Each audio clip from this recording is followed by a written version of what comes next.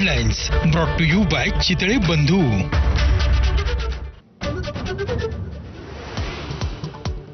औरंगजेबाची कबर हटवण्यासाठी विश्व हिंदू परिषद आणि बजरंग दलासह हिंदुत्ववादी संघटना आक्रमक। राज्यभरात जिल्हाधिकारी कार्यालयासमोर निदर्शनं।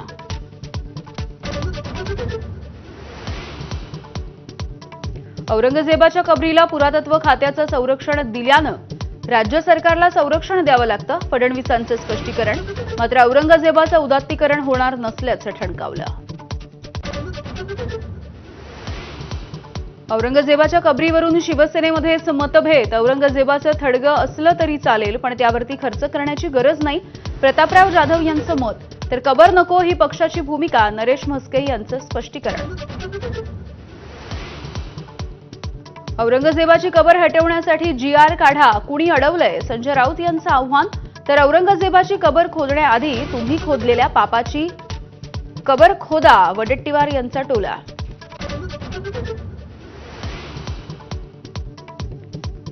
काँग्रेसचे प्रदेशाध्यक्ष हर्षवर्धन सपकाळ यांच्या फडणवीसांवरील टीकेचे विधान परिषदेमध्ये आणि विधानसभेतही पडसाद। भाजप आमदारांकडून गुन्हा दाखल करून कारवाई करण्याची मागणी।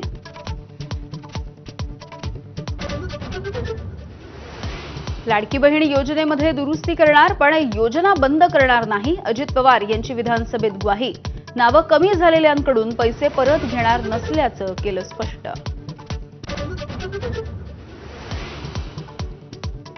विधान परिषद पोटनिवडणुकीसाठी महायुतीच्या तिन्ही पक्षांचे उमेदवार जाहीर। भाजपचे उमेदवार संदीप जोशी, दादाराव केचे अर्ज भरण्यासाठी दाखल।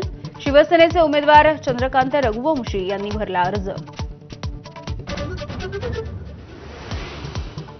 शिंदखेड्यातल्या धरणामध्ये जमीन जात असल्याचं भासवून मंत्री जयकुमार रावल यांनी तब्बल 2.5 कोटी रुपये हडपले।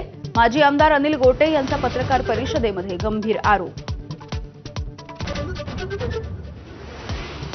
बीडमधील शिक्षक आत्महत्येच्या प्रकरणी गुन्हा दाखल करून घेण्याचे जिल्हाधिकाऱ्यांचे पोलिसांना आदेश। संस्थाचालकांवरती आत्महत्येस प्रवृत्त करण्यासह किमान वेतन कायदा डावलल्याचा गुन्हा दाखल होणार।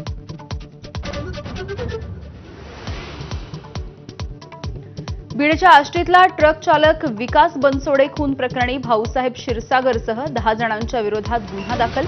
6 जणांना अटक तर 4 जण फरार। Headlines brought to you by Chitale Bandhu. ब्रेकनंतर बुलेटिनमध्ये पुन्हा एकदा स्वागत। राज्यामध्ये सध्या औरंगजेबाच्या कबरीच्या मुद्द्यावरून राजकारण चांगलं तापलेलं आहे आणि आज शिवजयंतीच्या